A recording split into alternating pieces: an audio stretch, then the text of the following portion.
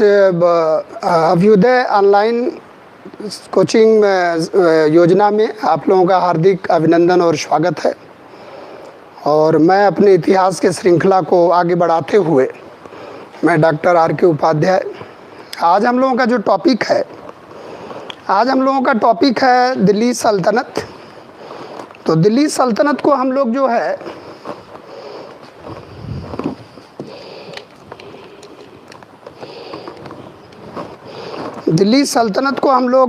आज जो है टू फोल्ड में करेंगे इसको।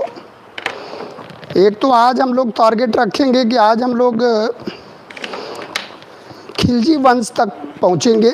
एक तो गुलाम वंश को देखेंगे पूरा, क्योंकि थोड़ा बड़ा टॉपिक है सल्तनत, इसलिए उस दिन हमने जो है इससे पहले वाले लेक्चर में पूरे सल्तनत के बारे में एक खाका बनाया था और पूरा उसमें डिटेल आप लोगों को हमने समझाया था कि कैसे दिल्ली सल्तनत को हम लोग समराइज करेंगे। और दिल्ली सल्तनत को पढ़ने के लिए हमें एक चीज़ और ज़रूरी है पढ़ना, कि जो इतिहास लेखन की परंपरा है, जो लिखित परंपरा है, वो एक तरह से कह लीजिए कि जो है ये दिल्ली सल्तनत के आगमन के साथ एक सिस्टमेटिक रूप से शुरू हो जाती है। क्योंकि जो कागज़ का आविष्कार है, कागज़ का शुरुआत है, वो चाइना में लगभग 100 AD के आसपास, 100 AD के आसपास कागज़ का अस्तित्व मिल जाता है चाइना में। यानी कि 100 AD माना जाए तो मतलब 100 ईस्वी सन में चीन में कागज़ का शुरुआत हो जाता है। और हमारे यहाँ ये माना जाता है कि भारत में जो है 13वीं सदी में, यानी कि तुर्की सत्ता के आगमन के बाद कागज़ की शुरुआत होती है 13वीं सदी में, और कागज़ शुरू हो जाता है। और कुतुबुद्दीन ऐबक को माना जाता है कि वो कागज़ फरमानों में कागज़ का इस्तेमाल करना शुरू कर देता है। कुतुबुद्दीन ऐबक जो गुलाम वंश का संस्थापक रहता है। तो इस तरह से अगर देखा जाए कि अगर कागज़ को प्रयोग करके या इतिहास लेखन की एक विकसित परंपरा जो एक तरह से कह लीजिए प्राचीन भारत में नहीं देखने को मिलती है, वो हम लोगों को जो है पूर्व मध्यकाल और मध्यकालीन भारत में पूरी अच्छी तरह से देखने को मिलेगी। और उस परंपरा को थोड़ा सा आगे बढ़ाते हुए हम थोड़ा इतिहास लेखन की तरफ आप लोगों का ध्यान आकर्षित करना चाह रहे हैं कि जो इतिहास लेखन की परंपरा है वो इस्लाम में पहले से चली आ रही है। जैसे वंशावलियाँ लिखने की परंपरा, जैसे एक तरह से कह लीजिए कि अंसाब लिखे जाते थे, अंसाब, और सीरत लिखे जाते थे। सीरत हैं, अंसाब हैं, मगाजी हैं, और एक तरह से कह लीजिए कि जिसको हम लोग कहते हैं, जैसे अंसाब क्या है कि जैसे एक तरह से कह लीजिए कि जो इतिहास लेखन की परंपरा है, जैसे सीरत है, मगाजी है, तो मगाजी को हम लोग कहते हैं जैसे युद्धों का वर्णन है। और अंसाब का मतलब है वंशावली लिखने की परंपरा, वंशावलियाँ जो लिखने की परंपरा है। और ये जो है हज़रत मोहम्मद साहब का जो जीवन चरित्र लिखने की परंपरा है, जिसको हम लोग एक तरह से सीरत कहते हैं। अंसाब है, सीरत है, मगाजी है। मगाजी जो है युद्धों के वृत्तांत लिखने की परंपरा है। इसी तरह आप देखोगे कि जैसे नाटे मोहम्मदी के नाम से जो है बर्नी ने संकलित किया था हज़रत मोहम्मद साहब की जीवनी को। तो ये ढेर सारी परंपरा आप देखोगे पहले से चली आ रही। इसी तरह से एक तरह से आप देखो तो तज़किरा लिखा जाता था, यानी कि तज़किरा जो सूफ़ी संतों की एक तरह से वंशावलियाँ हैं, तज़किरा लिखा जाता था। फिर मलफूज़ात लिखा जाता था, मलफूज़ात जैसे सूफ़ी संतों के उपदेश हैं, प्रवचन हैं। फिर मकतूबात लिखा जाता था। मकतूबात को हम लोग कहते हैं कि जैसे मकतूबात जो है ये सूफ़ी संतों के जो पत्र वगैरह होते थे या पत्रों का जो संकलन होता था, वो मकतूबात के रूप में लिखा जाता था। तो तज़किरा लिखने की परंपरा, मलफूज़ात लिखने की परंपरा, मकतूबात लिखने की परंपरा, तो एक सिस्टमेटिक हिस्ट्रियोग्राफी की परंपरा शुरू होती है। और इतिहास लेखन की परंपराओं को आगे बढ़ाते हैं दिल्ली सल्तनत वाले इसको पूरी तरह से। तो आप देखोगे कि एक इतिहास लेखन के क्षेत्र में एक व्यवस्थित और एक युगांतरकारी परिवर्तन देखने को मिलता है जैसे ही हम लोग सल्तनत की शुरुआत करते हैं। तो सल्तनत को समझने के लिए थोड़ा सा इतिहास लेखन को समझना ज़रूरी है। जैसे कुछ इतिहासकार लिखते हैं इतिहास लेखन के बारे में, सल्तनत काल के बारे में, जैसे ताजुल माशीर है, एक जो है किताब है ताज उल माशीर। एक सिस्टमैटिक इतिहास जानने के लिए ताजुल माशीर किताब का नाम है। इसी तरह से आपका एक आती है किताब तबकात ए नाशरी, तबकात ए नाशरी किताब है, सिस्टमैटिक इतिहास इससे मिलेगा। इसी तरह से तारीख ए फिरोज शाही है, तारीख ए फिरोज शाही किताब है, फिरोज शाही है। इसी तरह से एक और तारीख ए फिरोज शाही किताब है, तारीख ए फिरोज शाही शम्स-ए सिराज अफीफ की है, तारीख ए फिरोज शाही है जो फिरोज शाह तुगलक के बारे में है। और इसी तरह से एक किताब है जो है एक तरह से कह लीजिए थी तहकीकात, एक तारीख़ फिरोज शाही है। तो ताजुल मासीर जो है हसन निज़ामी की किताब, हसन निज़ामी की किताब है, निज़ामी। और तबकाते नासरी जो है मिनहाजुद्दीन सिराज की किताब, मिनहाजुद्दीन सिराज, मिनहाजुद्दीन सिराज की किताब है। और तारीख़ फिरोज शाही जो है जियाउद्दीन बर्नी की किताब है, जियाउद्दीन बर्नी।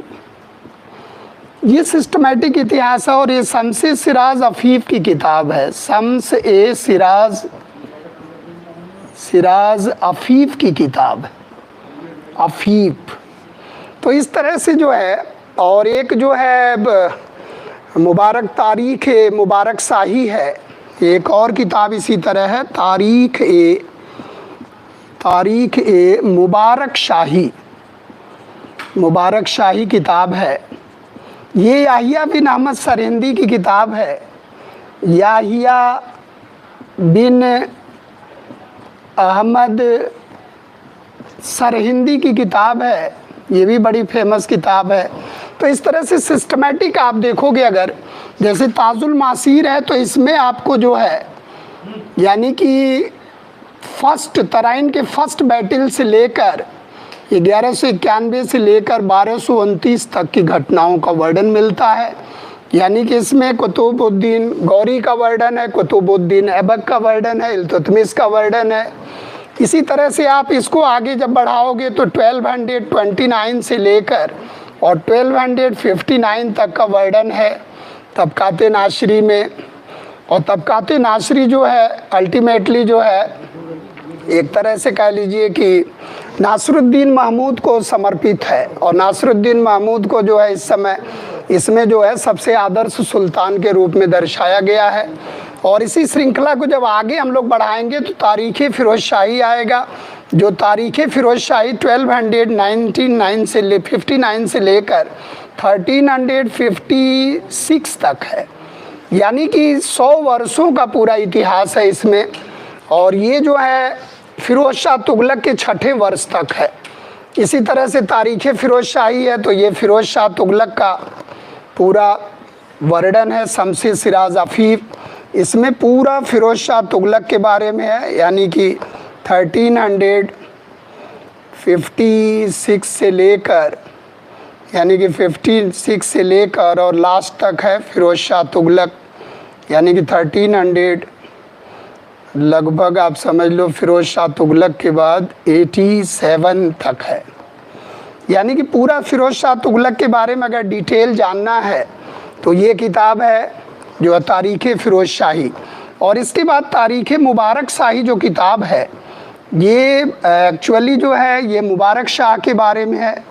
मुबारक शाह, मुबारक शाह जो है एक तरह से जो सैयद वंश के शासक हैं मुबारक शाह, उनको समर्पित किया गया है। याहिया बिन अहमद सरहिंदी तारीख़ मुबारक शाही के लेखक हैं। तो ये सिस्टमैटिक इतिहास, इसमें आप देखोगे तो एक तरह से सिस्टम मिलेगा। यानी कि इसमें अगर देखा जाए तो जैसे गोरी का वर्णन है, गोरी हैं, ऐबक हैं और इल्तुतमिश के बारे में है, इल्तुतमिश के बारे में है। क्रमशः अगर देखा जाए तो क्रमशः इसमें इतिहास मिलेगा। इसमें अगर यहाँ से उठा लिया जाए तो इल्तुतमिश से लेकर पूरा रज़िया सुल्ताना, यानी कि अगर नासिर मिन्हाजुद्दीन सिराज की किताब को लिया जाए तो इल्तुतमिश भी आ जाएंगे। इल्तुतमिश के बाद रज़िया सुल्ताना, रज़िया सुल्ताना के बाद बैराम शाह, बैराम शाह, बैराम शाह के बाद आपके महमूद शाह, महमूद शाह, अलाउद्दीन और नासरुद्दीन, मशहूद शाह और नासरुद्दीन महमूद शाह, नासरुद्दीन महमूद, ये मशहूद शाह हैं। बैराम शाह के बाद मशहूद शाह, मशहूद शाह और मशहूद शाह के बाद नासरुद्दीन महमूद शाह, और नासरुद्दीन महमूद शाह को ही ये पुस्तक समर्पित तबकाते नासरी, यानी कि एक श्रृंखला से देखा जाए तो इल्तुतमिश का वर्णन और रज़िया सुल्ताना, बैराम शाह, मशहूद शाह और नासरुद्दीन महमूद को ही समर्पित है मिन्हाजुद्दीन सिराज। इसमें जो है सबसे आदर्श सुल्तान के रूप में नासरुद्दीन महमूद का ही वर्णन इन्होंने किया है। फिर तारीख़ फिरोज शाही आप देखोगे तो लगभग 100 वर्षों का इतिहास, और 100 वर्षों का इतिहास है। जियाउद्दीन बर्नी ने पूरा इसमें सिस्टमेटिक वर्णन किया है। और अगर यहाँ से देखा जाए तो यहाँ से लेकर यानी कि बलबन से लेकर और एक सिस्टमेटिक पूरा इतिहास इसमें मिलेगा, और बलबन से लेकर ये शुरू हो जाएगा, यानी कि बलबन का इतिहास। बलबन के बाद आप देखोगे तो कैकुबाद, कैकुबाद का इतिहास है। कैकुबाद के बाद आप देखोगे तो अलाउद्दीन खिलजी, अलाउद्दीन खिलजी के बाद बीच में जलालुद्दीन खिलजी भी आ जाएगा। जलालुद्दीन खिलजी, जलालुद्दीन खिलजी, अलाउद्दीन खिलजी, मुबारक शाह, मुबारक शाह खिलजी, और मुबारक शाह के बाद फिर आ जाएगा गयासुद्दीन गाजी मलिक, गयासुद्दीन तुगलक, गयासुद्दीन तुगलक का इतिहास आ जाएगा। गयासुद्दीन तुगलक के बाद मोहम्मद बिन तुगलक, और मोहम्मद बिन तुगलक के बाद आप देखोगे तो फिरोज शाह तुगलक के 6ठे वर्ष तक है। फिरोज शाह तुगलक के 6ठे वर्ष तक है, यानी कि 6ठे वर्ष तक इस पुस्तक को 6ठे वर्ष तक ले आकर इसको क्लोज कर दिया गया। यानी कि बलबन, कैकुबाद, जलालुद्दीन, अलाउद्दीन, मुबारक शाह, गयासुद्दीन, मोहम्मद बिन तुगलक और फिरोज शाह तुगलक के अगर सिस्टमेटिक हिस्ट्री को पूरा जानना है तो तारीख़ फिरोज शाही का पूरा प्रमाणिक वर्णन है, जिसमें 100 ईयर्स का पूरा इतिहास का वर्णन इसमें मिलता है। तो जियाउद्दीन बर्नी की किताब है, और एक शमसे सिराज अफीफ की किताब है जो पूरा फिरोज शाह तुगलक का डिटेल, अगर फिरोज शाह तुगलक का पूरा डिटेल जानना है तो शमसे सिराज अफीफ की किताब है जो उसी नाम से है, तारीख़ फिरोज शाही के नाम से है, जो टोटली समर्पित है किसको, फिरोज शाह को। तो इस तरह से अगर देखना है तारीख़ मुबारक शाही, ये अहिया बिन अहमद सरिंदी की है, ये मुबारक शाह को समर्पित है। और इसी तरह से एक किताब और लिखी गई है। इसके बाद अमीर खुसरो का पूरा डिटेल वर्णन है। अमीर खुसरो के बारे में अगर देखा जाए तो पूरा उनका डिटेल वर्णन मिलता है। तो इतिहास लेखन का अगर इस तरह से सिस्टमेटिक एक विवरण देखा जाए तो ये मुग़ल काल और दिल्ली सल्तनत का एक तरह से कह लीजिए कि बहुत ही स्वर्णिम काल रहता, और यहाँ से ये शुरू हो जाता पूरी तरह। और अमीर खुसरो के बारे में कहा जाए कि अमीर खुसरो के लिए अगर देखा जाए तो अमीर खुसरो दिल्ली सल्तनत में एक तरह से 8 सुल्तानों का कार्यकाल इन्होंने देखा। और अमीर खुसरो के बारे में कहा जाता है कि इन्होंने सबके लिए मसनवी लिखा, सबके लिए मसनवी लिखकर इन्होंने पेश किया। जैसे इन्होंने लिखा किरान उस शादीन, किरान उस शादीन अमीर खुसरो की पुस्तक है, किरान उस शादीन करके है। फिर इन्होंने लिखा आशिका, आशिका लिखा इन्होंने, जिसमें बुगरा खां और देवल रानी यानी कि तरह प्रेम प्रसंग का पूरा वर्णन है। और किरानुश शादेन में जो है बुगरा खां बुगरा खां और कैकुबाद के मिलन का वर्णन है। बुगरा खां ये पिता पुत्र के मिलन का वर्णन है, कैकुबाद के मिलन का वर्णन है। मिलन का वर्णन है किरानुशादेन, इनकी फर्स्ट मसनवी है अमीर खुसरो की। और आशिका जो है खिज्र खां और देवल रानी के बीच प्रेम प्रसंग का वर्णन है। इसी तरह इन्होंने मिफ्ताफुल फितूह लिखा, मिफ्ताफ उल फितूह लिखा, जिसमें इन्होंने जलालुद्दीन खिलजी के विजय अभियान का वर्णन किया। सबके लिए इन्होंने एक एक मसनवी लिखकर प्रस्तुत किया। जलालुद्दीन खिलजी के विजय अभियान का वर्णन है। और फिर लिखा इन्होंने तारीख़ अलाई, यानी कि खजाइन उल फितूह करके इन्होंने एक ग्रंथ प्रस्तुत किया, जिसमें अलाउद्दीन खिलजी के बाज़ार नियंत्रण का पूरा वर्णन मिलता है। और इसको तारीख़ अलाई के नाम से भी जानते हैं। तारीख़ अलाई के नाम से भी जानते हैं। बड़ी फेमस पुस्तक है अमीर खुसरो की, जो अलाउद्दीन खिलजी के विजय अभियान का पूरा वर्णन करती है। अलाई का मतलब अलाउद्दीन खिलजी के विजय अभियान का पूरा वर्णन करती है। और इन्होंने बाद में एक पुस्तक लिखा तुगलकनामा भी इन्होंने लिखा पुस्तक। और तुगलकनामा इन्होंने पेश किया किसको? गाजी मलिक गयासुद्दीन तुगलक को। यानी कि प्रत्येक सुल्तान को इन्होंने एक एक मसनवी प्रस्तुत किया।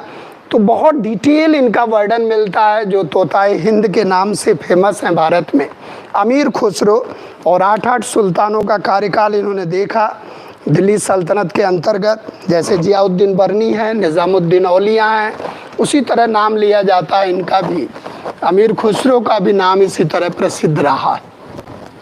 तो इस तरह से हम लोग शुरू करते हैं दिल्ली सल्तनत का इतिहास। और दिल्ली सल्तनत के इतिहास को पूरी तरह जानने के लिए हम लोग एक बार डायनेस्टी देखे थे कि कितनी डायनेस्टी यहाँ थी सल्तनत में, जिसमें हम लोग 2 डायनेस्टी को आज फोकस करते हैं।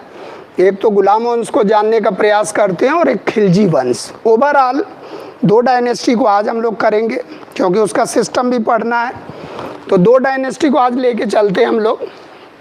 पहला तो हम लोग ये देखते हैं कि जो दिल्ली सल्तनत है, इसमें जो राजवंश हैं, जैसे आप देखोगे तो 5 राजवंश हैं दिल्ली सल्तनत के अंतर्गत।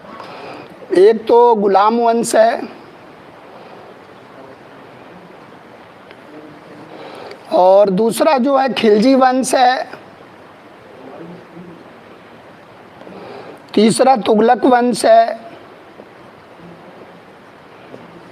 सैयद वंश है और लोदी वंश। ये जो है 5 राजवंश हैं, जिनको क्रमशः दिल्ली सल्तनत के अंतर्गत रखा जा सकता है, जिसमें लोदी वंश को हम लोग प्रथम अफगान वंश भी कहते हैं, अफगान वंश के नाम से भी जानते हैं। और इनके बारे में हमने बताया भी था कि गुलाम वंश जो है 1206 से लेकर और 1290 तक इनका इतिहास रहेगा। और खिलजी वंश जो है 1290 से लेकर और 1320 के बीच में है, और 1320 से लेकर 1414 तक ये रहेंगे। और सैयद वंश आ जाएगा, और ये जो है एक तरह से कह लीजिए 1414 से लेके और लगभग ये 1451 तक हैं। और ये 51 से लेकर और फर्स्ट बैटल ऑफ पानीपत यहाँ तक ये जाते हैं। यानी कि अगर एक तरह से इन राजवंशों के बारे में देखा जाए तो सबसे लंबे समय तक तुगलक वंश शासन करता है और सबसे कम समय तक खिलजी वंश शासन करता है। तो सबसे बड़ा साम्राज्य दिल्ली सल्तनत के अंतर्गत मोहम्मद बिन तुगलक का था, और सबसे लार्जेस्ट आर्मी भी थी। अलाउद्दीन खिलजी और मोहम्मद बिन तुगलक अपने सैन्य अभियानों के लिए जाने जाते हैं। लेकिन यहीं से साम्राज्य धीरे धीरे विघटन की प्रवृत्ति हावी हो जाएगी। तो यानी कि तुगलक वंश को हम लोग कह सकते हैं कि यहाँ वजीर या वजारत चरम उत्कर्ष पर थी। यानी कि जो परंपरा यहाँ शुरू हुई वो क्लाइमेक्स पर पहुँच गई। और यहाँ पर आप देखोगे तो लगभग 23 इक्ता 23 इक्ताएँ मोहम्मद बिन तुगलक के समय में रहेंगी, यानी कि सर्वाधिक विस्तृत सल्तनत इस समय देखने को मिलेगा। लेकिन हम लोग चाहते हैं कि इसको 2 फोल्ड में करके हम लोग पढ़ेंगे, क्योंकि सैन्य व्यवस्था है, राजस्व व्यवस्था है, न्याय व्यवस्था है, इख्तियारी व्यवस्था है और पूरी तरह से पूरे सिस्टम को जानना है। तो अगर इसको लेके हम लोग चलें तो इसमें जो गुलाम वंश में है, गुलाम वंश में शासक हैं जैसे कुतुबुद्दीन ऐबक। कुतुबुद्दीन ऐबक के बारे में अगर देखा जाए तो कुतुबुद्दीन ऐबक के बारे में यही कहा जा सकता है कि ये जो है, जब मोहम्मद गोरी की डेथ होती है, तो मोहम्मद गोरी की जब डेथ होती है, जो है एक तरह से दमयक नामक स्थान पर गोरी की डेथ हो जाती है 1206 में, तो उस समय इनके 3 महत्वपूर्ण गुलाम रहते हैं। अब एक एल्दोज की पोजीशन रहती है, एल्दोज रहता है, और एक कुबाचा रहता है सिंध के क्षेत्र में, और यल्दौज रहता है गजनी के क्षेत्र में, और कुबाचा जो है सिंध के क्षेत्र में रहता है, और दिल्ली वाले क्षेत्र में जो है ये रहते हैं जो कुतुबुद्दीन ऐबक। और इनका निर्माण कार्य भी आप देखोगे दिल्ली के ही तरफ है ज़्यादा, अजमेर, दिल्ली और इस तरह से इन्होंने निर्माण कार्य किया। तो अगर इनके बारे में देखा जाए तो यल्दौज, कुबाचा, और तो इन्होंने क्या किया कि वैवाहिक संबंधों के द्वारा अपनी स्थिति को मजबूत किया। तो यानी कि अपनी पुत्री का विवाह इन्होंने कर दिया यल्दौज के साथ, यानी कि यल्दौज को इन्होंने अपना दामाद बना लिया, और आगे चलकर यल्दौज ने इन्हें अपना दामाद बना लिया। यानी कि ये वैवाहिक संबंधों की जो परंपरा है ये भारत में बड़े पुराने समय से चली आ रही। अगर हम लोगों को याद होगा कि बिंबिसार के समय में ये परंपरा शुरू हुई, यानी कि when history started, first of all Magadh का जो पहला राजा था बिंबिसार, उन्होंने वैवाहिक संबंधों के आधार पर अपने आंतरिक स्थिति को मजबूत बनाया, और वो परंपरा यहाँ खूब बखूबी देखने को मिलेगी। तो यानी कि यल्दौज ऐबक ने अपने पुत्री का विवाह यल्दौज के साथ, और यल्दौज ने अपने पुत्री का विवाह ऐबक के साथ कर दिया, और अपने बहन का विवाह कुबाचा के साथ कर दिया। यानी कि यल्दौज ने ऐबक ने अपना बहनोई बना लिया कुबाचा को, और दामाद बना लिया। और आगे चल के आप देखते हो इल्तुतमिश के साथ भी पुत्री की शादी होती है। तो इस तरह से एक वैवाहिक संबंधों के आधार पर, क्योंकि इनिशियल स्टेज में था, इस समय कोई मतलब बहुत मजबूत स्थिति नहीं थी इनकी, और उसको प्रूफ करना अपने को, तो वैवाहिक संबंधों के खूब जो है ये आधार बनाए। तो इस तरह से आप देखोगे, एक तो वैवाहिक संबंधों के आधार पर, दूसरे ऐबक के हम लोग थोड़ा देखेंगे निर्माण कार्य को, निर्माण कार्य। और दूसरा चीज़, ऐबक कभी भी दिल्ली से शासन नहीं करता है, ऐबक हमेशा अपने को जो है एक तरह से लाहौर में अपनी स्थिति को रखता है, लाहौर से ही शासन करता है, इसलिए लाहौर का ही शासक रहता है, और मलिक और सिपह सालार ये बनकर रह जाता है, सुल्तान नहीं बन पाता। तो यानी कि ऐबक की स्थिति को अगर देखना है तो ऐबक जो है 1206 से लेकर और 1210 तक शासन करता है।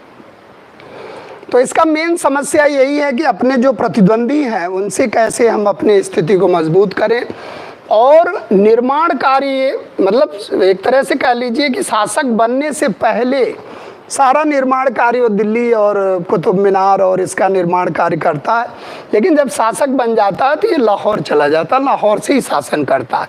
तो इस तरह से अगर निर्माण कार्य को देखा जाए तो इसने जो है 1195 में हमने बताया भी था कि कुब्बतुल इस्लाम मस्जिद का निर्माण कराया।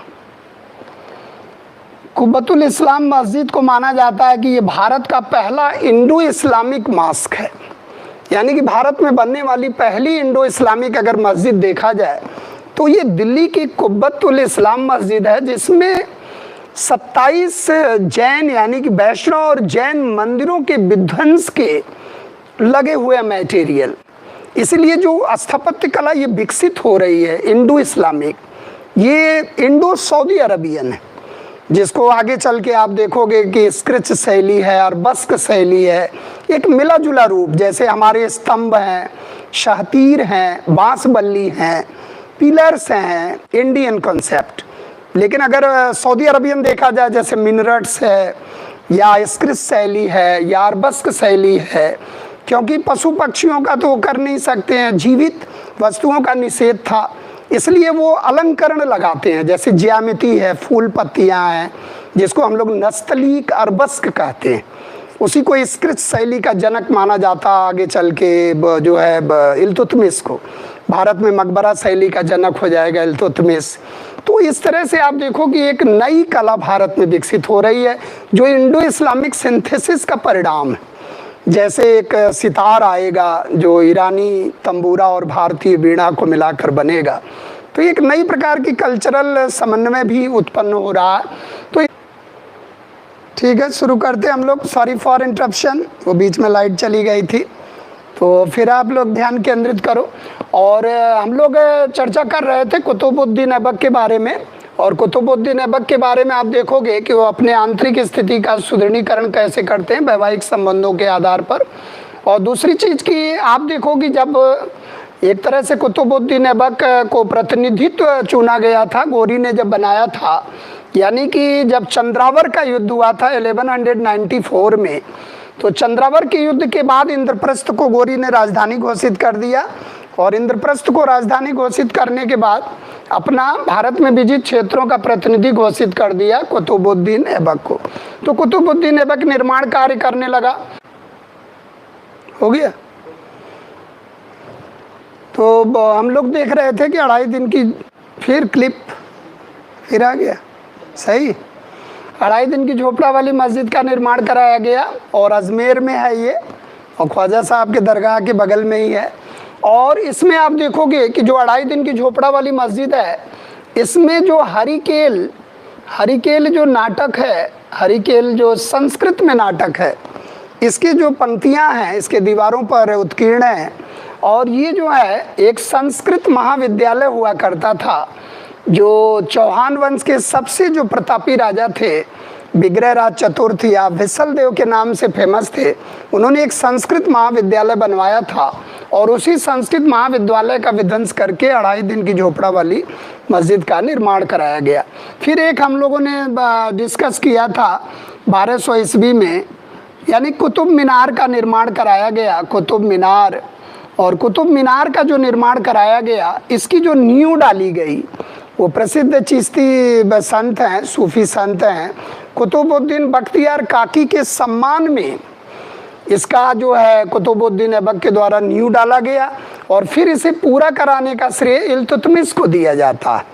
यानी कि इसको पूरा कराने का श्रेय 1230 के आसपास इल्तुतमिश को दिया जाता है, लेकिन इसकी चौथी मंजिल फिरोज शाह तुगलक के समय में ध्वस्त हो जाती है, और फिर फिरोज शाह तुगलक इसमें 2 नवीन मंजिलों का निर्माण करता है, और बाद में सिकंदर लोदी भी इसमें पुनर्निर्माण कुछ करता है। तो यानी कि चौथी मंजिल विध्वंस हो जाती है, तो उसमें फिर 2 नवीन मंजिलों का निर्माण करवा देता है। इस प्रकार ये वर्तमान समय में 5 मंजिलों वाली संरचना है। तो इस तरह से हम लोग देखें कि कुतुबुद्दीन ऐबक के समय में एक तो इनके निर्माण कार्य को देखना है, और दूसरे जो है इनकी मुख्य उपलब्धियां हैं कि कैसे कैसे अपने आंतरिक स्थिति को ये मजबूत करते हैं। और इसके बाद कुतुबुद्दीन ऐबक से जो मेन क्वेश्चन आता है, पहली चीज़ तो जो मेन क्वेश्चन बनता है, एक तो निर्माण कार्य से, क्योंकि ये इंडो इस्लामिक कला के संस्थापक हैं। और एक चीज़ और ध्यान रखना है कि जो कुतुब मीनार है, उसका जो आर्किटेक्ट इंजीनियर है अबुल माली करके है, जो कुतुब मीनार का आर्किटेक्ट इंजीनियर है। ये बड़ा महत्वपूर्ण क्वेश्चन है, और क्वेश्चन आया भी है। ये सर्वेक्षक है और एक तरह से आर्किटेक्ट स्थापत्यकार है अबुल माली, जो कुतुब मीनार का एक तरह से कह लीजिए कि ये आर्किटेक्चर है कुतुब मीनार का। तो इस तरह से देखा जाए अगर, तो इनके बारे में, ऐबक के बारे में ये कहा जाता है कि इनकी कुछ जो है, एक तो ऐबक को अगर आप संधि विच्छेद करोगे तो इनका मतलब होता है चंद्रमा का स्वामी, यानी कि ऐ का मतलब होता है मून और लॉर्ड ऑफ मून। यानी कि ऐबक का अगर शाब्दिक अर्थ पूछा जाए तो चंद्रमा का स्वामी होता है। और इसके बाद अगर इनके उपाधियों को देखा जाए तो इनकी उपाधियां हैं पील बक्स, पील बख्श की उपाधि है और एक लाख बख्श की उपाधि है। लाखों की बख्शीश दिया करते थे, लाख बख्श, पील बख्श, यानी कि लाखों की बख्शीश दिया करते थे। और एक तरह से कुरान ख्वां की उपाधि इन्होंने धारण किया था। सुरीले यानी कि एक स्वर से सुरीला पाठ करते थे कुरान का, तो इसलिए इनको कुरान ख्वां भी कहा गया है। लाखों की बख्शीश देते थे इसलिए लाख बख्श कहा गया है। और एक तरह से हाथियों की बख्शीश देते थे इसलिए पील बख्श कहा गया। और इनको अपनी उदारता के कारण हातिम द्वितीय भी कहते हैं, हातिम द्वितीय भी कहते हैं। तो अगर उपाधियों के प्रकरण को आप देखो तो ऐबक की ये उपाधियाँ हैं महत्वपूर्ण। और लास्ट में कहा जाता है कि 1210 के आसपास, यानी कि चौगान खेलते हुए पोलो, जिसको हम लोग आधुनिक पोलो कहते हैं, चौगान खेलते हुए 1210 में घोड़े से गिरे और इनकी डेथ हो जाती है। तो यानी कि एक बहुत महत्वपूर्ण क्वेश्चन आता है कि उस सुल्तान का नाम बताइए जो घोड़े से चौगान खेलते समय गिरा और उसकी डेथ हो जाती है। तो चौगान या आधुनिक पोलो का प्रचलन आ जाए तो ये भी जो है तुर्की सल्तनत के द्वारा ही होता है। तो इस तरह से कुछ क्वेश्चन हैं जो इनसे जुड़े हुए हैं। तो कुरान ख्वां है, पील बख्श है, लाख बख्श है और अपने उदारता के लिए भी फेमस रहे हैं। अब सवाल ये उठता है कि जो फारसी इतिहासकार हैं वो वंश वृक्षीय आधार पर इनका विभाजन करते हैं कि इनको सबसे उचित शीर्षक क्या दिया जाए। गुलाम कहा जाए, कुछ लोग इनको जो है एक तरह से कह लीजिए कि गुलाम कहते हैं, कुछ लोग पठान कहते हैं, कुछ लोग एक तरह से कहते हैं मामलूक हैं, मामलूक कहते हैं, कुछ लोग कहते हैं आदि तुर्क हैं या प्रारंभिक तुर्क हैं और कुछ लोग कहते हैं इलबारी तुर्क हैं। यानी कि ढेर सारे इनके बारे में जो आधुनिक इतिहासकार हैं, जो फारसी इतिहासकार हैं वो तो कहते हैं कुतुबी, मुइज़ी, बलबनी। जो फारसी इतिहासकार हैं वो 3 तरह का विचार रखते हैं, यानी कि इनकी वंशावली क्या है। जैसे कुतुबुद्दीन ऐबक कुतुबी, जैसे मुइज़ुद्दीन है इल्तुतमिश से मुइज़ी, या कुतुबुद्दीन बलबन जैसे कुतुबी, तो इस बलबनी। तो इस तरह से जो वंश वृक्षीय आधार पर एक इनके वंशावली के बारे में बताते हैं। लेकिन जो आधुनिक इतिहासकार हैं उसमें एक इतिहासकार हैं हबीबुल्ला। तो हबीबुल्ला जो मिस्र की परंपरा से लेके बताते हैं कि एक स्वतंत्र माता पिता के जो बाद में बनने वाले दास हैं वो स्वतंत्र माता पिता के जो है संतान हैं जो बाद में गुलाम हो जाते हैं। तो इसलिए उन्होंने हबीबुल्ला ने एक नाम सुझाया मामलूक। और एक बार ये क्वेश्चन आया कि इनका मोस्ट अप्रोप्रिएट टाइटल क्या, यानी कि what is the most appropriate title for the sleep dynasty, यानी गुलाम वंश का मोस्ट अप्रोप्रिएट उचित शीर्षक क्या होगा। तो कभी भी इस तरह का क्वेश्चन आए तो हमें क्या लगाना है, आदि तुर्क या प्रारंभिक तुर्क। तो इरफान हबीब साहब भी इसका समर्थन करते हैं कि यानी कि सब इलबारी तुर्क नहीं, सब अफरासियाब के वंशज नहीं, लेकिन अगर एक अप्रोप्रिएट नाम दिया जाए तो ये प्रारंभिक या आदि तुर्क, क्योंकि तुर्कों की 64 नस्लें हैं, उसी में करोना तुर्क हैं, निम्न तुर्क हैं, जैसे खिलजी हैं, तुगलक करोना तुर्क हैं। तो ये तुर्कों की ही नस्लें हैं। जैसे बाबर भी आएगा तो बाबर आप देखो चगताई तुर्क, तो तुर्कों की 64 नस्लों में ही अपने जो है बनते हैं। तो एक तरह से ये भी एक नाम आता है कि इनका अप्रोप्रिएट नाम क्या है, तो हम प्रारंभिक तुर्क लगा सकते हैं, आदि तुर्क लगा सकते हैं। अब इसके बाद हम लोग आगे बढ़ते हैं कि इल्तुतमिश यानी कि ऐबक के बाद अगर देखा जाए तो कुतुबुद्दीन ऐबक के बाद बीच में एक शासक बनते हैं आराम शाह को जो है जूद के मैदान में इल्तुतमिश पराजित कर देता है। और आराम शाह अपने को कहाँ घोषित कर देते हैं, लाहौर में ही अपने को सुल्तान घोषित कर देते हैं, क्योंकि डायरेक्ट कोई एक तरह से कह लीजिए कि वंश परंपरा में इल्तुतमिश नहीं आ रहे थे। और आराम शाह को तथाकथित ऐबक का बेटा भी माना जाता है कि अडॉप्टेड सन रहा होगा, क्योंकि ऐबक का कोई बेटा था नहीं। ऐबक ने खुद कहा कि हमारे तो हज़ारों जो है दास हैं, यही हमारे सक्सेसर हैं, यही हमारे उत्तराधिकारी हैं। जैसे वो मोहम्मद गोरी ने कहा एक बार कि भाई हमारे पास तो बहुत से पुत्र हैं, दास हैं, यही हमारे सक्सेसर बनेंगे। तो एक तरह से कह लीजिए कोई वंश परंपरा अभी डेवलप नहीं हुई थी। और एक कह लीजिए कि ये अमीर किसको कहते थे, जैसे उमरा या अमीर, उमरा को हम लोग कह सकते हैं बहुवचन में। तो जो प्रशासनिक अधिकारी होता था वो अपनी योग्यता के बल पर डेवलप करता था, जैसे खासदार है, फिर अमीर शिकार हुआ, फिर अमीर आखूर हुआ, फिर अमीर हाजीब हुआ, फिर नायब हुआ, फिर सुल्तान हुआ जैसे बलबन। तो एक छोटे परिवार यानी कि एक निम्न परिवार से आकर और बहुत हाई फाई हो जाते थे। तो अमीर का मतलब क्या है कि बहुत हाई अफसर्स, लेकिन वो आ कहाँ से रहा है, बिल्कुल निचले पायदान से और ऊपर की ओर उसकी ग्रोथ हो रही है और योग्यता के बल पर उसे अपने को प्रूव करना है कि यस मैं सुल्तान बन सकता हूँ, क्योंकि कुलीनता का सिद्धांत है। और बाद में अलाउद्दीन खिलजी आएगा तो खिलजी क्रांति हो जाएगी, उसी कुलीनता को ख़त्म करेगा।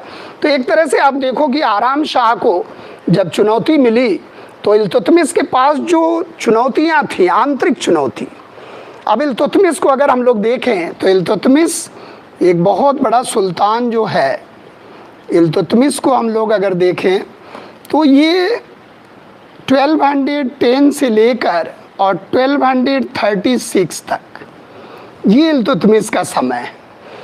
तो एक तो इल्तुतमिश के समय में आप देखोगे इनकी वाह्य समस्याएं रहेंगी। वाह्य समस्या क्या है, वाह्य चुनौतियाँ इनको मिली हैं। और दूसरे इनकी आंतरिक चुनौतियाँ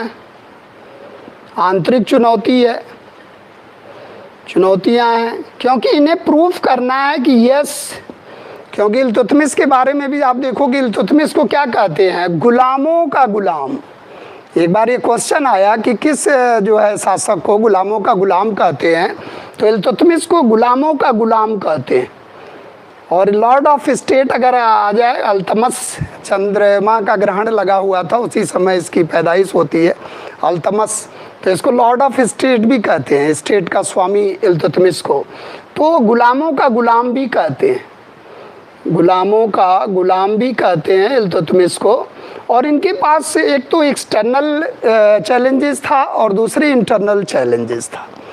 अब इनको करना क्या है कि एक तो जो समस्याएं हैं आंतरिक, कि जैसे कुतुबी हैं और मुइज़ी हैं, और ये लोग जो समस्याएं अमीर और उमरा, ये दो कंसेप्ट को हम लोगों को ध्यान रखना, बार बार ये आएंगे।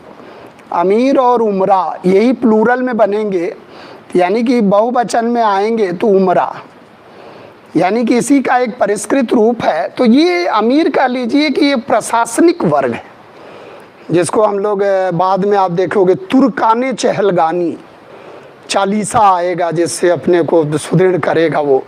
तो ये जो एक तरह से है कि जो अपने कुतुबुद्दीन है, कुतुबी हैं और मुइज़ी हैं और ये गोरी वाले हैं, जो भी ये ग्रुप आ रहा है, ये अपने को प्रूफ कर रहे हैं कि नहीं मैं भी नेक्स्ट सक्सेसर हूँ, क्योंकि कोई सक्सेशन का लॉ है नहीं, ज्येष्ठा अधिकार का कोई नियम सिद्धांत नहीं, हेरिडिटरी अभी डेवलप नहीं हुई है। जब इल्तुतमिश आएगा तो थोड़ा हेरिडिटरी को डेवलप करेगा। तो आप एक तरह से देखो कि जो आंतरिक चुनौतियाँ और जो बाह्य चुनौतियाँ, अब देखो बाह्य चुनौतियाँ, क्योंकि सल्तनत अभी एकदम नवीन स्थिति में अभी ग्रो कर रहा है, और ऐसे समय में हमें ये देखना है कि इसके पास जो चुनौतियाँ हैं, एक तो यल्दौज दे सकता है,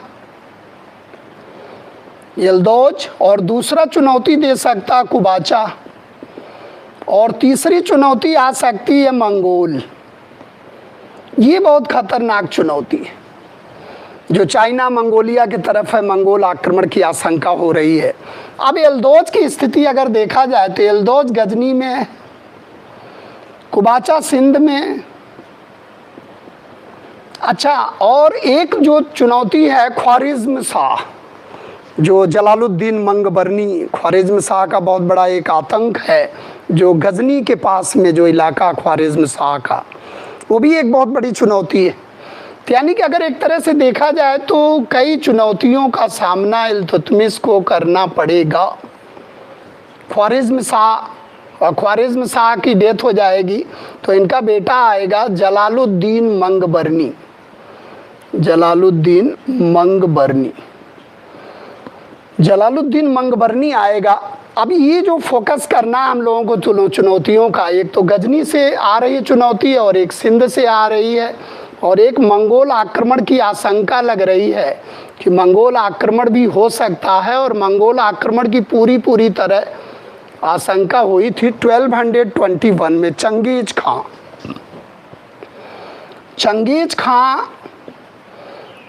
खां जिसे हम लोग तिमुचिन भी कहते हैं, तिमुचिन के नाम से, और इसको खुदा का कहर भी कहा जाता है। बड़ा ही डेंजरस पूरा चंगेज खां के बारे में कहा जाता है कि वो अपने सैनिकों से बोला था कि हमारे कब्र का भी किसी को पता ना चले, इसलिए अपने कमांडर इन चीफ से बोला कि जब तुम दफन करके आना तो सारे लोगों को मार देना और लास्ट में अपने भी ख़त्म हो जाना तुम, ताकि किसी को ये ना पता चले कि चंगेज खां दफनाया कहाँ गया। ऐसा लीडर, यानी कि ऐसे लीडर का एक आतंक आ रहा था, छा रहा था कहाँ, दिल्ली सल्तनत। और जो दिल्ली सल्तनत अभी अभी बिल्कुल इल्तुतमिश के हाथ में आया। तो यानी कि इस तरह की आप चुनौतियाँ, और इसमें आंतरिक चुनौतियाँ में जो अमीर उभर रहे थे, जैसे कुतुबी हैं, मुइज़ी हैं, ये जो अमीर उभर रहे थे अपने को प्रूफ कर रहे थे, या आराम शाह की चुनौती आंतरिक चुनौती में। अब इस चुनौती का सामना करने के लिए ये क्या करेगा, तुर्काने चहलगानी को बनाएगा। ये चीज़ ध्यान रखना कि एक ग्रुप ऑफ 40, यानी कि जियाउद्दीन बर्नी ने ये नाम दिया तुर्काने चहलगानी का, एक ग्रुप ऑफ 40 यानी कि 40 अमीरों का एक ग्रुप बनाया। यानी कि एक तरह से एक ग्रुप बनाया अमीरों का कि जो संकट के समय में जिसके साथ ही रहेंगे, सत्ता उसी के साथ रहेगी। तो एक बार क्वेश्चन आया कि ये चालीसा से आप क्या समझते हैं, तो सारे बच्चे लगा के आए कि it indicates number, but that is wrong answer. It not indicates number, it indicates strength, यानी कि जिसके साथ चालीसा है उसी के साथ सत्ता। तो आईएएस में आप देखो कभी भी क्वेश्चन आएगा तो कभी भी, जैसे हम लोगों को लग रहा था कि मामलूक है, गुलाम है, लेकिन निकला पता चला आदि तुर्क, प्रारंभिक तुर्क। तो यानी कि इस तरह से कभी भी क्वेश्चन आए तो हमें एनालिटिकल देखना है कि क्या हम जो आंसर लगा रहे हैं वो सही हो सकता। तो यहाँ एक चीज़ दिमाग में ये रखना है कि तुर्काने चहलगानी अपने को सेव करने के लिए, और ये जो है इसका निर्माण करता है आंतरिक चुनौतियों का सामना करने के लिए इल्तुतमिश के द्वारा। तो जूत के मैदान में इनकी हत्या कर देता आराम शाह को, एक चुनौती खत्म होती है। इसके बाद इल्तुतमिश ताबड़तोड़, क्योंकि इल्तुतमिश पहली बार सेना का निर्माण करता है, यहीं से मजलिस खलवत बनेगी जिसको हम पढ़ाएंगे मंत्रिपरिषद, और पूरा मंत्रिपरिषद का निर्माण होगा जिसके द्वारा दिल्ली सल्तनत संचालित होगी। उसमें आप देखोगे दीवान वजारत, आर्ज मुबालिक, दीवान अर्ज, दीवान इंसा, दीवान रशालत, जिसमें दीवान अर्ज जो है बलबन के समय में एक डिपार्टमेंट का रूप लेगा। तो ये चीज़ हमें देखना है कि कैसे कैसे वो चुनौतियों का जो मुकाबला करता है। तो ये जो चुनौती थी एल्दौज कुबाचा, तो एल्दौज की चुनौती का सामना करने के लिए ये क्या करता है, 1215 ईस्वी में थर्ड बैटल ऑफ तराइन होता है। 1215 में तराइन का तीसरा युद्ध होता है, और तराइन के तीसरे युद्ध में ये अपने जो प्रतिद्वंदी है उसको पराजित करके और उसको ख़त्म कर देता। तो तराइन का फर्स्ट बैटल 1191, तराइन का सेकंड बैटल 92, और तराइन का थर्ड बैटल 1215 में होता है। और this battle was fought between the Yalduz and Iltutmish, and ultimately Yalduz surrender करता और इसकी हत्या कर दी जाती है। और यानी कि एल्दौस से छुटकारा मिल जाता है किसको, इल्तुतमिश को। इसके बाद अब जब गजनी का साइड खाली हो गया, अब समस्या के रूप में उभरा ये, जब गजनी का साइड खाली हो गया तो अब सिंध की तरफ, अब ये भी एक बहुत बड़ी समस्या, क्योंकि अब जो है ख्वारिज़्म शाह अब इधर गजनी पर अधिकार कर लेता है, क्योंकि गजनी के आसपास का इलाका है। तो जब ख्वारिज़्म शाह इधर अधिकार कर लेता तो अब समस्या ये आती है कि यहाँ कुबाचा को अब क्या किया जाए, इसको भी एक समस्या के रूप में उभर रहा। तब ये जब ख्वारिज़्म शाह यानी कि ख्वारिज़्म शाह इस पर अटैक करता, तो इल्तुतमिश क्या है कि मंगोल आक्रमण से देश की रक्षा करने के लिए अब जैसे भी आप देखोगे कि ये 1217 के आसपास ये पराजित करता है कुबाचा को। तो 1217 के आसपास कुबाचा को पराजित करता है, और ये जो है इल्तुतमिश, और कुबाचा जो है भाग कर आता है इधर की तरफ, पंजाब की तरफ, और ये पूरा इसमें जलालुद्दीन मंगबरनी का अधिकार हो जाता है। और जलालुद्दीन मंगबरनी का जब अधिकार हो जाता है तो जलालुद्दीन मंगबरनी को एक तरह से चंगेज खां जो है पीछा करते हुए आता है, क्योंकि चंगेज खां का कोई भाई था जो उसको जलालुद्दीन यानी ख्वारिज़्म शाह ने हत्या कर दिया था, तो बदला लेने के लिए पूरा चंगेज खां आता है। और जब चंगेज खां उधर की तरफ आता है तो ये जलालुद्दीन मंगबरनी भाग कर आता है सिंध, और सिंध पर आता है और इसका एक दूत भेजता है इल्तुतमिश के पास कि प्लीज़ हेल्प मी, वो उसके विरुद्ध मेरी मदद करो आप। तो आइनुल मुल्क नामक एक इसका दूत आता है इल्तुतमिश के पास, और आइनुल मुल्क नामक जो इसका दूत आता है, आइन उल मुल्क करके है इसका दूत आता है, और आइनुल मुल्क को मर्डर करवा देता है इल्तुतमिश, और कहता है ये जलवायु आपके लिए सूटेबल नहीं है, भारत की जलवायु। अब देखो कितना मतलब फोर साइटेडनेस है इल्तुतमिश, क्योंकि अभी नवीन साम्राज्य है, और अगर वो उससे पंगा लिया जाता तो चंगेज खां के अटैक हो जाते, और चंगेज खां के अटैक हो जाते तो विस्थापित कर देता, क्योंकि चंगेज खां की सेना कभी भी स्ट्रेटजिकल नहीं लड़ती थी, वो सीधा वार करके ख़त्म करके और पूरा एकदम समूली नष्ट कर देती थी। तो वो चीज़ से बिल्कुल ही फोरसाइटेडनेस था। ये संकट जो आया इसको अपने सूझबूझ से टाल दिया इल्तुतमिश, क्योंकि इसकी मदद नहीं किया। जब मदद नहीं किया तो जलालुद्दीन मंगबरनी वहीं से लौट गया, और चंगेज खां फिर आक्रमण नहीं करेगा, क्योंकि चंगेज खां का मेन क्या था कि अगर ये मदद करेगा तो इस पे आक्रमण करेंगे, लेकिन जब मदद नहीं किया तो चंगेज खां अपना वहीं से ये आक्रमण टल गया। इसलिए कभी कभी क्वेश्चन आता है कि क्या दिल्ली सल्तनत के अंदर मंगोल आक्रमण पहली बार कब होता है, तो ये 1221 नहीं लगाना, फिर बहराम शाह के समय में होता 1241 में, जो रजिया सुल्ताना के बाद, क्योंकि रजिया सुल्ताना में ने भी अपने सूझबूझ से मंगोलों को टाल दिया। तो कभी भी आप देखो जब मंगोल आक्रमण पूछेगा तो सिंधु नदी जो है उसकी अगर इधर आ रहा तो अब तो आक्रमण होगा, और नहीं आ रहा तो आक्रमण नहीं हो। तो ये चीज़ों को थोड़ा सा ध्यान रखना। आक्रमण की आशंका तो हुई लेकिन आक्रमण नहीं होता। तो इसके बाद आप देखोगे कि ये कुबाचा 1228 के आसपास सिंध नदी में वहाँ जो है ये कूद कर और आत्महत्या कर लेता है, और जबकि पराजित हो जाता है 17 के आसपास। तो धीरे धीरे ये समस्याओं से इल्तुतमिश निजात पा लेता है। इसके बाद ये थोड़ा साम्राज्य विस्तार करता है, साम्राज्य विस्तार भी करता है और दिल्ली सल्तनत को मजबूत बनाने का प्रयास करता है।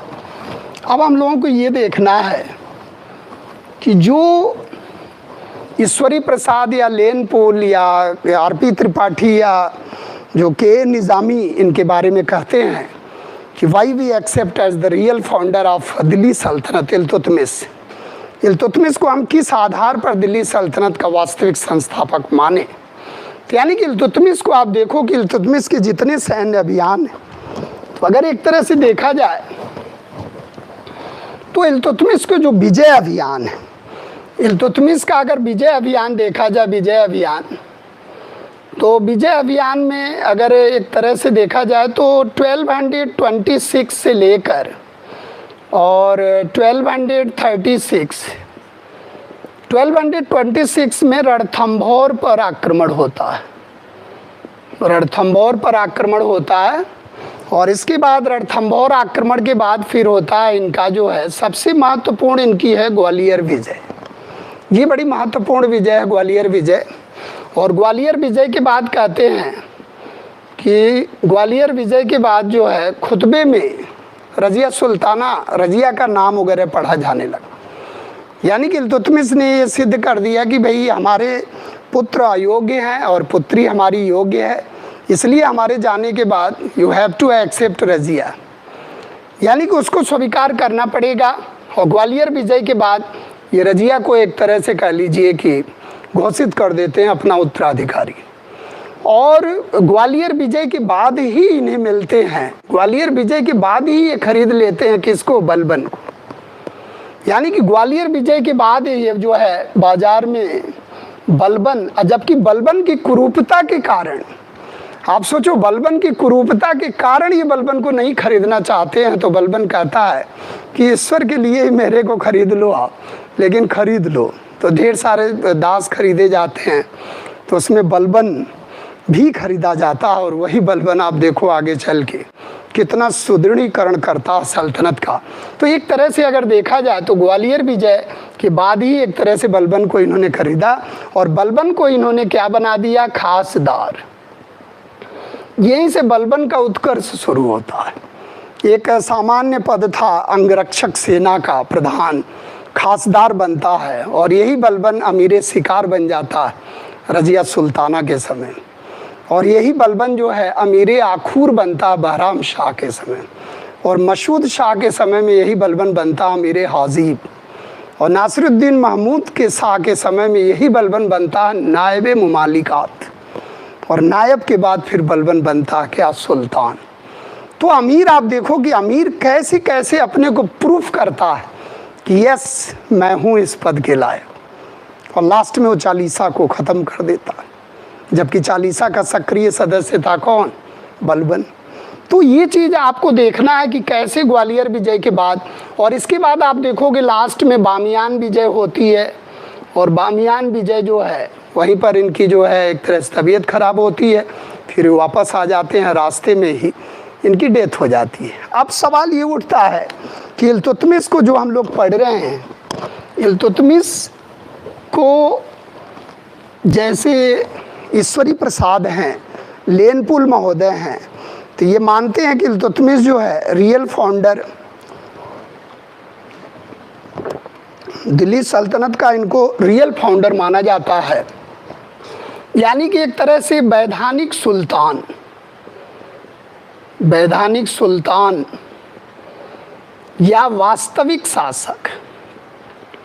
एक बहुत बड़ा क्वेश्चन उठता है कि वैधानिक किसने बनाया, ऐबक ने या इल्तुतमिश ने। तो एक के निज़ामी का बहुत बड़ा कोटेशन है कि ऐबक ने सल्तनत को क्या दिया, एक कॉन्सेप्ट दिया, यानी कि एक आउटवर्डली रूपरेखा दिया, लेकिन उसको एक व्यक्तित्व देने का श्रेय, एक पद देने का श्रेय, एक नौकरशाही देने का श्रेय, एक स्थायित्व देने का श्रेय, एक मौद्रिक प्रणाली देने का श्रेय किसको दिया जाता है, Iltutmish. Therefore Iltutmish was considered as the real founder of Delhi Sultanat. यानी कि इल्तुतमिश को हम दिल्ली सल्तनत का वास्तविक क्यों माने, इसके लिए कई आधार, क्योंकि इल्तुतमिश कोई हेरिडिटरी रूलर था नहीं, हेरिडिटरी था नहीं शुरू से, लेकिन इसने हेरिडिटरी बना लिया योग्यता के बल पर। तो इसको एक चीज़ हमें ये देखना है कि इसने क्या क्या सुधार किया। तो इसमें एक तो केंद्र में सेना का निर्माण, केंद्र में सेना का निर्माण,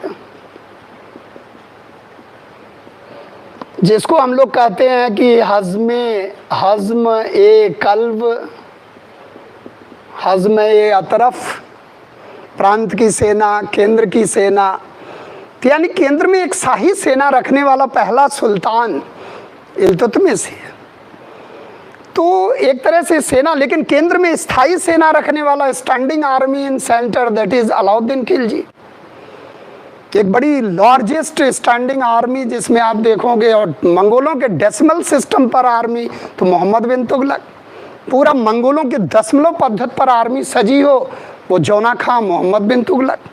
तो सल्तनत का निचोड़ क्या है, सल्तनत का निचोड़ है पूरी तरह व्यवस्था, चाहे कला वास्तुकला हो, चाहे स्थापत्य कला हो, चाहे भाषा साहित्य हो, इसका जब पूरा ओवरऑल हम लोग पूरा समीक्षा करेंगे तब सल्तनत एक खुलकर आएगा हम लोगों के सामने कि क्या है इसका आर्किटेक्चर, क्या है इसका लिटरेचर, क्या है इसका कल्चरल हिस्ट्री, तब वो चीज़ खुल कर आएगा। और दूसरी चीज़ अब ये सेना का निर्माण करना, और दूसरी चीज़ की एक तरह से वज़ीर का पद, वज़ीर या विजारत का कंसेप्ट, या जिसको हम लोग एक नाम देते हैं कि दीवाने विजारत।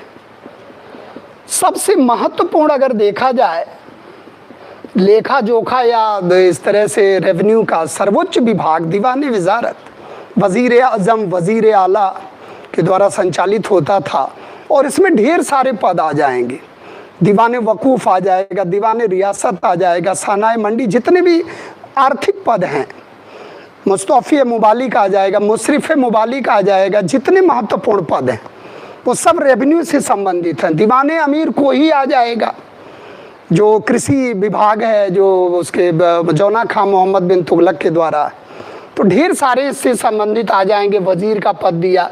और तीसरी चीज़ क्या है कि मौद्रिक प्रणाली, मुद्रा के क्षेत्र में, अगर मुद्रा के क्षेत्र में देखा जाए तो मौद्रिक प्रणाली का जनक के रूप में एक तरह से माना जाता है टंका और जीतल। यानी कि he was the first sultan who introduce the first of all टंका एंड जीतल इन इंडिया। यानी कि अगर देखा जाए कि दिल्ली सल्तनत के अंतर्गत यानी कि चांदी और तांबे का सिक्का जो देने वाला अब सुल्तान है वो भी इल्तुतमिश।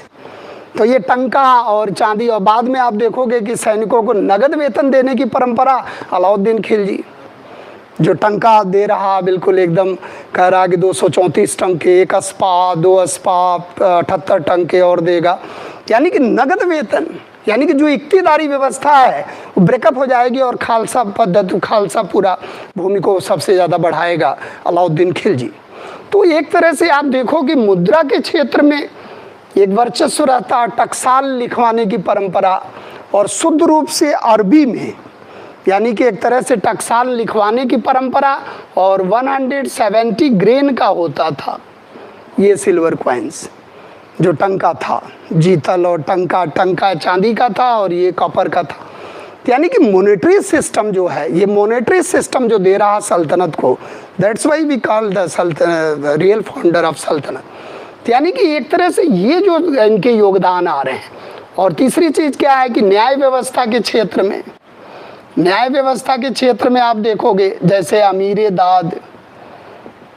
दाद की नियुक्ति करना, या काजी उल कुजात, काजी का पद जो है, काजी उल कुजात का पद जो न्याय के क्षेत्र में सर्वोच्च पदाधिकारी होता था, काजी उल कुजात।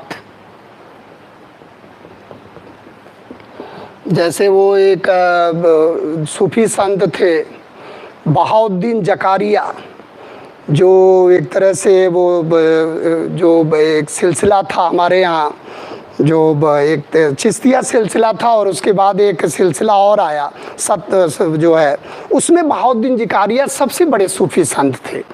और बहाउद्दीन जकारिया जो है इनके काजी थे। जैसे आप देखोगे ये जो तराइन के युद्ध हुए हैं इनमें जो है मदद किए हैं, यानी कि बहाउद्दीन जकारिया साथ दिए हैं इल्तुतमिश का।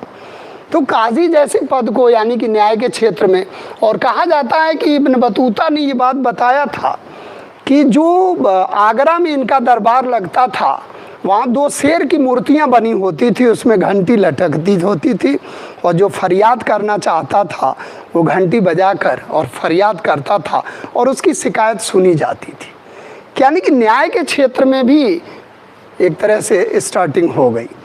तो these are the factors which were responsible that we consider Iltutmish as a real founder of Delhi सल्तनत।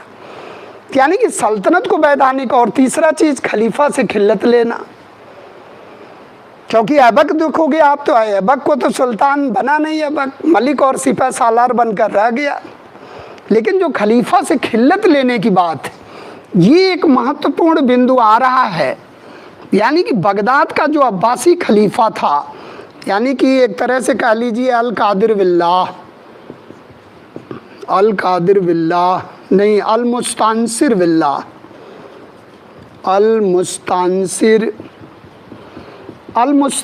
बिल्लाह जो बगदाद का खलीफा था, इसने मानपत्र भेजा, और इसने मानपत्र भेजा अप्रूवल लेटर, और 1229 में वैधानिक हुई क्या दिल्ली। उसके बाद दिल्ली सल्तनत के रूप में प्रसिद्ध हो गई। यानी कि इल्तुतमिश भी पहले क्या था, एज ए शासक था, और बाद में बनता है क्या, सुल्तान। यानी कि इन सब चीज़ों को देखते हुए ऐसा लगता है कि अपने बाह्य समस्याओं का निजात करते हुए, अपने आंतरिक समस्याओं का निजात करते हुए, और अल्टीमेटली ये क्या बनता है, सल्तनत को एक रूप ही नहीं, एक पद ही नहीं, एक नौकरशाही नहीं, एक मौद्रिक प्रणाली भी देता है और एक न्याय व्यवस्था भी देता है, और सबसे महत्वपूर्ण चीज़ क्या है कि एक मंत्री परिषद देता है। जिसको मजलिस खलवत के नाम से भी जानते हैं। जब हम लोग सिस्टम पढ़ेंगे तो उस पर थोड़ा फोकस करेंगे। तो इस तरह से हम लोग कह सकते हैं। और तीसरी चीज़ क्या है कि इनके समय में कुछ निर्माण भी होता है, जैसे स्थापत्य कला के क्षेत्र में। और इनके द्वारा अगर आप देखोगे, क्योंकि ये सुल्तान बनने से पहले बदायूं के इख्तियार हुआ करते थे, तो बदायूं में 1223 में इन्होंने जामा मस्जिद का निर्माण करवाया था, जिसको शमसी मस्जिद के नाम से जानते हैं, जामा मस्जिद के नाम से जानते हैं। और एक मदरसा भी बनवाया था बदायूं में, और एक मदरसाए नासिरिया करके इन्होंने दिल्ली में मदरसा बनवाया था। और ये कह लीजिए कि इल्तुतमिश के बारे में ये कहा जाता है कि he was fond of painting, जो इस्लाम में प्रतिबंधित है।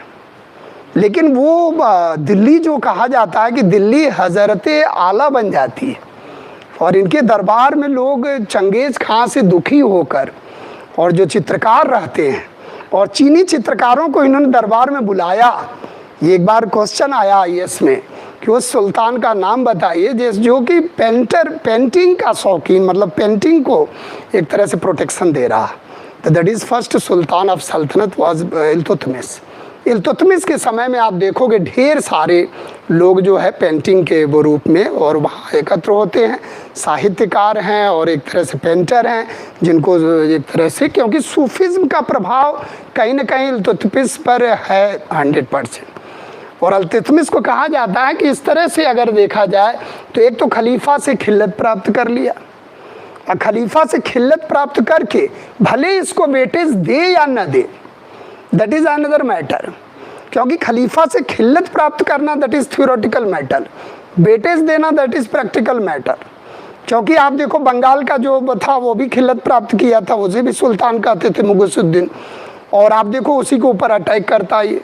तो खलीफा के खिल्लत का अब सम्मान करता है कि नहीं, दैट इज़ अनदर मैटर। लेकिन आप एक चीज़ देखो कि खलीफा से खिल्लत प्राप्त करके एक वैधानिकता प्रदान करता है इल्तुतमिश, और इसको बनाता है क्या, एक तरह से जो है सल्तनत को वास्तविक स्थापना कर देता। इसके बाद आप देखोगे तो निर्माण कार्य को हम लोग थोड़ा लेके चल रहे हैं, तो इसको भी डायनेस्टी वाइज हम लोग करते जाएंगे। निर्माण कार्य के क्षेत्र में आप देखोगे तो इल्तुतमिश के समय में ही निर्माण कार्य, एक तो कुतुब मीनार, जो याद होगा आप लोगों को, कुतुब मीनार के कार्य को इन्होंने पूर्ण कराया। और 1230 के आसपास, 1230-31 के आसपास कुतुब मीनार के कार्य को इन्होंने पूरा कराया। और दूसरा, इन्होंने जोधपुर में अतरीकीन का दरवाज़ा बनवाया, अतारकीन का दरवाज़ा, और अतारकीन के दरवाजे का निर्माण कराया इन्होंने। और अतारकीन के दरवाजे का निर्माण करवाया, और बाद में जौना खां इसका पुनरुद्धार करवाता है। और बाद में आप देखो 1601 ईस्वी में जो अपना जो अकबर रहता है, वो जो दरवाज़ा बनवाता, बुलंद दरवाज़ा, वो इससे प्रभावित होकर बनाता। यानी कि अतारकीन के दरवाजे से प्रभावित होकर, प्रेरणा लेकर, गुजरात विजय के याद में 600 यानी कि असीरगढ़ की विजय होती है उस समय, और जामा मस्जिद यानी कि जो फतेहपुर सीकरी में जामा मस्जिद थी, जो कि एक तरह से 1575 में बनी थी, उसके 25 वर्षों के बाद तब बुलंद दरवाजे का निर्माण होता है। और उस बुलंद दरवाजे में प्रेरणा किसकी रहती है, जोधपुर के अतारकीन के दरवाजे की। तो इस तरह से अगर देखा जाए, और दूसरी चीज़ एक हमने बताया था कि Iltutmish was the father of mausoleum culture in India, जो भारत में मकबरा शैली है, जो स्क्रिट शैली है, स्थापत्य कला के क्षेत्र में जो स्क्रिट शैली है, मकबरा शैली है, अरबस्क शैली है। स्क्रिट शैली का मतलब है कि जैसे मकबरा जो होता है ना, वहाँ जो घुमावदार, ये जो घुमावदार है, कोनों पर जो घुमावदार आकृतियाँ बनती हैं, दैट्स वाज कॉल्ड स्क्रिट शैली। तो IAS में क्वेश्चन आया है कि कूफी शैली, स्कूफी शैली या स्क्रिट शैली या अरबस्क जो समन्वित कला होती थी, क्योंकि ये ज्यामिति चित्रांकन करते थे, ये वनस्पतियों का चित्रांकन करते थे, फूल पत्तियों का चित्रांकन करते थे। और फिरोज शाह तुगलक के समय में देखो आप, कमल का चित्रांकन हुआ है। तो जो पत्थरों पर उकेरा जाता था, जो पत्थरों पर चित्रांकित कलाएं बनाई जाती थी, वो अरबस्क है, जो संयुक्त विधा। और जो मकबरा बनाने की शैली है, क्योंकि पहली बार मकबरा बनाने का शुरुआत इन्होंने ही किया और सुल्तानगढ़ी का मकबरा बना, जिसको ये प्लान किए थे क्या, अपने बड़े बेटे के याद में इन्होंने बनवाने का प्लान किया था। और बड़ा बेटा यानी कि अपने लिए बनवाने का किया था, लेकिन मंगोल आक्रमण में एक तरह से कह लीजिए जब आशंका हुई तो बड़ा बेटा की डेथ हो गई थी 29 में। मोहम्मद करके है, शाहजादा मोहम्मद। और जब उसकी डेथ हो जाती है तो ये दिल्ली में बनवाते हैं सुल्तानगढ़ी का मकबरा। और सुल्तानगढ़ी का जो मकबरा इनका बनता है, यानी कि 1231 के आसपास सुल्तानगढ़ी का मकबरा बनता है। तो मकबरा बनवाने वाला पहला शासक अगर देखा जाए तो वो इल्तुतमिश ही है। और इसी मकबरे में आप देखोगे तो सुल्तानगढ़ी के मकबरे से शुरुआत हो जाती है भारत में मकबरा कल्चर। और बाद में आप देखोगे बलबन का मकबरा, जो शुद्ध रूप से इस्लामिक यानी कि वैज्ञानिक शैली पर बना, शुद्ध रूप से इस्लामिक स्थापत्य कला का उदाहरण माना जाता है। फिर बाद में आलाई दरवाज़ा में गुंबद वगैरह का प्रयोग होता है। लेकिन मकबरा जो बनाने की शुरुआत है भारत में, वो इल्तुतमिश ही करता है। तो स्क्रिप्ट शैली आ जाए, स्थापत्य कला की मकबरा शैली आ जाए, तो ये सारा कार्य भी एक तरह से इल्तुतमिश से ही शुरू होता है। तो इल्तुतमिश को नो डाउट हम लोग दिल्ली सल्तनत का एक तरह से वास्तविक संस्थापक मानते हैं। इसके बाद आप देखोगे इल्तुतमिश के बाद जो है रुकनुद्दीन फिरोज शाह का शासन आता है, रुकनुद्दीन फिरोज शाह। और उसके बाद रजिया सुल्ताना कहा जाता है, रजिया सुल्ताना, रजिया सुल्ताना। और रजिया सुल्ताना का कार्यकाल जो है 1236 से लेकर 40 तक रहता है। क्योंकि रुकनुद्दीन फिरोज शाह कोई वैलिडिटी था नहीं, उसको वैलिड तो था नहीं, वो आ गया था अचानक, अमीरों ने बना दिया था। फिर उसको मुल्तान के तरफ जो है विद्रोह में दबाने के लिए भेज दिया गया। तो न्याय का वस्त्र पहनकर, यानी कि रेड अपना कपड़ा पहनकर, और न्याय का प्रतीक माना जाता था। और दिल्ली की जनता के सामने रजिया ने अपने को प्रस्तुत किया, गुहार किया। तो दिल्ली की जनता ने और वहाँ के पदाधिकारियों ने रजिया को अपना शासिका घोषित कर लिया। तो रजिया इस तरह से और सुल्तान बन जाती है और 4 साल तक ये रहती है। लेकिन रजिया में सबसे बड़ा जो सारा काम इसका सही था, लेकिन जो ट्रेडिशनल ग्रुप चला आ रहा था चालीसा वाला, उससे हटकर थोड़ा सा गैर जो अमीरों का ग्रुप एक बनाना, जैसे अभी शीनियाई था याकूद, जिसको अमीर आखूर का पद मिला हुआ था, उससे थोड़ा सा लोगों में एक तरह से प्रतिद्वंदिता आ गई। और बाद में आप देखो अल्तुनिया के नेतृत्व में एक विद्रोह हो जाता है।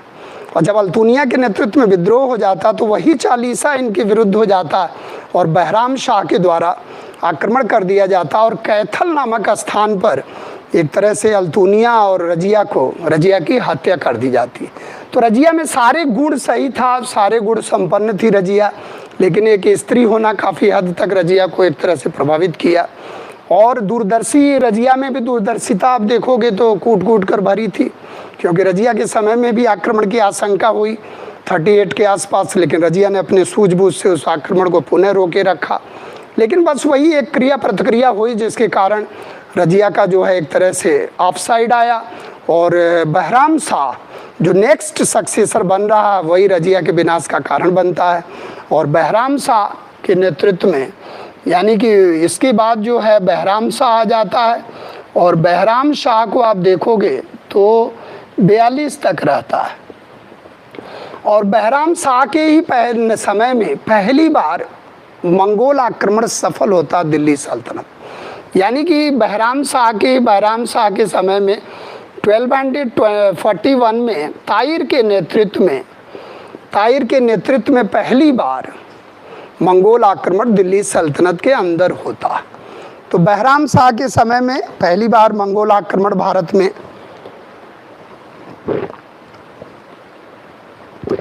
यानी कि दिल्ली के अंतर्गत हो जाता है ताहिर के नेतृत्व में। और बहराम शाह एक बात के लिए और फेमस है, इसने एक नवीन पद सृजित किया जिसको हम लोग एक नाम देते हैं नायब। नायब का पद जो सबसे करीब है नायबे मुमालिकात, नायब का पद, और इस पद पर पहली जो नियुक्ति होती है वो यतगीन की होती है। ये बार बार क्वेश्चन आता है क्योंकि नायब का पद पहले से नहीं रहता। अब बलबन एक बहुत बड़ा नायब बनता बाद में चल के। अब तो ये जो नायब ममालिकात का पद है वो जैसे खाने खाना मुगल काल में, यानी कि बिल्कुल सुल्तान के पास में है, तो सुल्तान के बिल्कुल निकट जो पद होता था वो नायब, दैट वाज कॉल्ड नायब। तो Naib was created by Bahram Shah, the rank of Naib, यानी कि ये जो नवीन सृजन है ये बहराम शाह ने अपने को प्रोटेक्ट करने के लिए ये नायब का पद सृजित किया। और इसमें जो पहली नियुक्ति होती है वो यतगीन की होती है। इसके बाद बहराम शाह के बाद आप देखोगे मशहूद शाह के द्वारा शासन किया जाता है। मशहूद शाह आते हैं, मशहूद शाह, और मशहूद शाह जो है 1242 से लेकर और 1246 तक रहते हैं। और इसके बाद जो है नासरुद्दीन महमूद शाह आ जाते हैं। नासरुद्दीन महमूद शाह आ जाते हैं, और नासरुद्दीन महमूद शाह का समय थोड़ा ज़्यादा रहता है और 1266 तक 65 तक रहते हैं नासरुद्दीन महमूद शाह। नमस्ते मैम। तो नासरुद्दीन महमूद शाह के बारे में ये कहा जाता है कि इन्हीं के समय में बलबन का उत्कर्ष होता है, नायब के रूप में बलबन का उत्कर्ष हो जाता है। और इन्हीं के समय में आप देखोगे तो बलबन को जो है 1249 के आसपास उलुग खां की उपाधि मिलती है। बलबन को उलुग खां की उपाधि मिल जाती है। और नासरुद्दीन महमूद ने अपनी पुत्री का विवाह बलबन के साथ कर दिया। और लेकिन एक जो यहाँ जिक्र आता है 1253 के आसपास, एक बार जो है एक रेहान नामक व्यक्ति आता है जो कन्वर्टेड मुस्लिम है, और ये कुछ दिनों के लिए नायब का पद खाली हो जाता। तो बलबन हासी की तरफ चला जाता, हरियाणा के तरफ। और फिर जो है बाद में बलबन इस बात को समझ जाता, बाद में इसकी तख्ता पलट कर दी जाती है। लेकिन एक इंटरवल मिलता है, इस पे कभी कभी फोकस करता है कि वो बीच में कौन सा आया, इमादुद्दीन रेहान, जो नायब के रूप में उभरना चाह रहा था। क्योंकि नासरुद्दीन महमूद भी बलबन से थोड़ा दुखी हो गया, बलबन अपने को उत्कर्ष करना चाह रहा था। क्योंकि बलबन आप देखोगे कि लगभग इसका एक्सपीरियंस है, जो नायब के रूप में भी है, सुल्तान के रूप में भी है और खासदार के रूप में है। बलबन की आप देखो पूरी यात्रा कैसे कैसे शुरू होती है और लास्ट तक जाती। तो रेहान का एक आना बीच में, और इसके बाद इसके बारे में ये कहा जाता है कि ये टोटल सरेंडर था, ये पूरी तरह आत्मसमर्पित था और इससे कुछ नहीं, जो बलबन कहता था वही ये करता था। यानी कि कुरान की आयतें बेचकर ये स्थिति हो गई थी, कुरान की आयतें बेचकर अपना खर्चा वर्चा निकालता था नासरुद्दीन महमूद, और पूरी तरह बलबन के ऊपर निर्भर हो गया। तो बलबन ही वास्तव में इसका शासक था, संरक्षक के रूप में। और इसके बाद जो है लास्ट में जो है गयासुद्दीन बलबन का उत्कर्ष होता, और बलबन आ जाता है 1265 से लेकर और 1287 तक बलबन आ जाता है। और फिर बलबन से शुरू होता है क्या, राजत्व का रियल कॉन्सेप्ट, यानी कि राजा का पद प्रतिष्ठा कैसी होनी चाहिए, राजा को कैसा होना चाहिए, उसका सिंहासन कैसा होना चाहिए, उसके दरबार में कैसे लोग होना चाहिए, रीति रिवाज परंपराओं को कैसे आगे बढ़ाना चाहिए और कैसे सुरक्षा करना चाहिए। दिल्ली सल्तनत को एक कह लीजिए कि एक डिफेंसिव रूप में रखना, क्योंकि बलबन का कोई साम्राज्य विस्तार का वो था नहीं, लेकिन एकदम दिल्ली को चारों तरफ से किलों से घेर लेना या किला बनवाने वाला पहला सुल्तान। तो बलबन के समय में आप देखोगे गैर इस्लामीकरण होगा, जैसे सिजदा है, पायबोस है, नवरोज़ है, ये सब परंपराएं पूरी तरह आ जाए, क्योंकि दिल्ली अब मजबूत हो रहा और आयरन एंड ब्लड पॉलिसी पर आ जाए और पूरी तरह से सल्तनत को एक रूप देने का प्रयास करेगा। तो यहीं पर हम लोग छोड़ देते हैं, कल इसको कंटिन्यूअस करेंगे। जय हिंद, जय भारत।